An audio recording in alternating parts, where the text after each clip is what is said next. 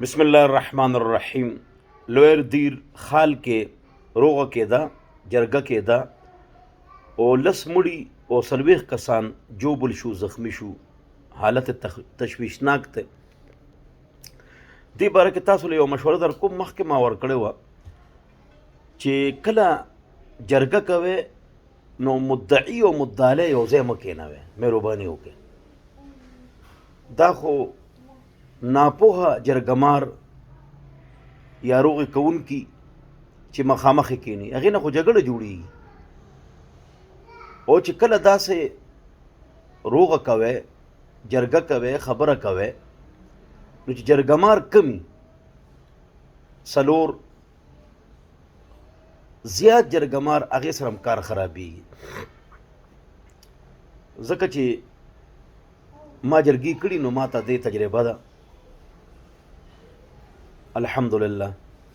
بله خبره دا ده چې مدعي سره بېله خبره کوئ، مدعی سره بېله خبره کوئ، چې خپل خپل ځایونو کې چې کارونه برابر کې به یو ځای کې صرف د ملاقات دپاره، د یووالي دپاره. بله مشوره دا ده چې په جرګه کې تکړه عالم ضرور وي، نیک تکړه مدرس عالم. تکړه عالم هغه چې مدرسي، بس هوښیاري، عمر زیاتی،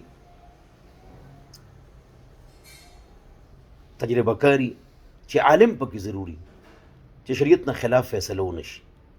او داسې موقعو کې پولیس والا راوستل دا ضروري دي چې پولیس والا موجودي سکیورټي دپاره. تاسو دواړه یو ځای کېنوئ، هغې یو بل سره بحث شروع کړي او جګړه شروع شي او بل تلاشي به هلی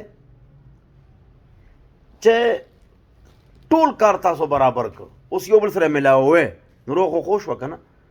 نو اوس په مطلب دا چې تلاشي به هلی چې کوم یو کس راځي د روغې ځای ته چې هغه سره اسلحه نه وي، پولیس والا وي، د علاقې ناظمان یا ایم این ایم پی ایچ ډي هم پکې، دغه شان عالم پکې وي، تکړه نیک مدرس عمر رسیده. خو همیشه دا نقصان شوی دی کې پی کې بلوچستان کې چې دی بس دواړه یو ځای کېنئ او جنگ فساد وشي، شر فساد وشي. دا وګوره څومره نقصان وشو، جي څومره نقصان وشو. او داسې وړوکي لاهور سره هم شوي دي، هلته هم داسې واقع راغلی ده، یو بل ځای کې هم داسې واقع راغلی ده. او داسې واقع اکثر کېږي، دا زموږ کلي کې هم شوي دي.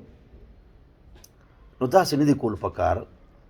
چې کومې مشورې ما تاسو له درکړې په دې باندې عمل وکړئ او خدای پاک دا مړي وبخي، شهادت ته الله قبول کړي، جو بل زخمیان دی الله صحیح کړي، روغتون دی الله دی له ورکړي، الله یې دی روغ کړي، او الله یې چې څونه کسان د دې رشتهداران دی هغې له الله صبر ورکړي.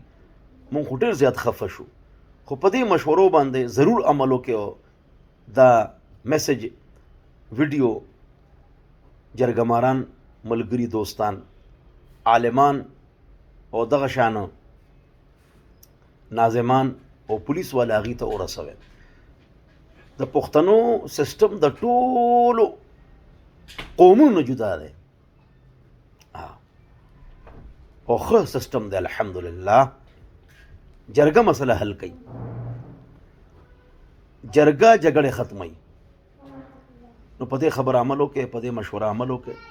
لا خیر فی کثیر من نجواهم الا من امر بصدقه او معروف او اصلاح بین الناس. الله فرمایي مونږ یو ځای کېږو،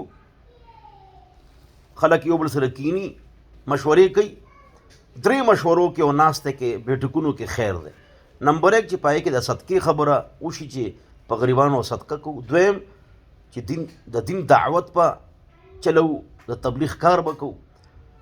او اصلاح بین الناس، او خپلو کې به روغې کوو.